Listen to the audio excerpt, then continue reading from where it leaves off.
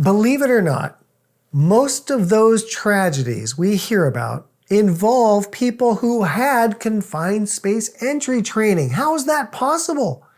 While confined space entry training teaches you about the definitions and dangers of confined spaces, the law does not require teaching on the use of the gas detector, the very device that's actually keeping you safe.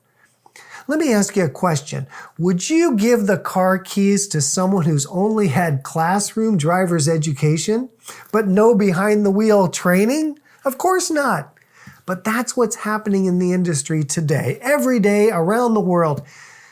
You've made a very wise decision by attending this course. In this course, we'll cover several topics. We'll go over a refresher of confined spaces, terms, and definitions.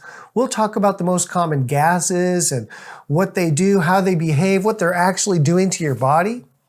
We'll discuss proper gas detector operation, the alarms and what they mean, and the right way and the wrong way to respond to the alarms. We'll discuss the sensors, how they work, and how to quickly correct them when they're acting funny. We're going to look at what water can do to the detector, and we're going to touch base on the battery. We'll go over the very vital topics of bumping and calibrating, two terms that get confused and abused all the time in this industry. And we'll go over troubleshooting and the do's and don'ts. I'll also be sharing with you a little known trick of the trade that can cure within seconds almost any issue in the field. Now that your gas detector is up and running, it's time to really make sure it's working right. This is where the bump test and calibration come in, two terms that get abused and confused all the time.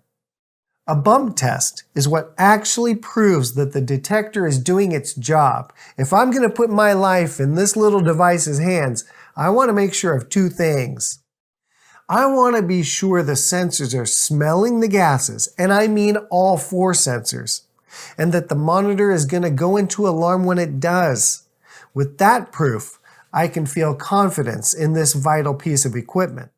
Because there's nothing scarier than a gas detector that you think is working but is not.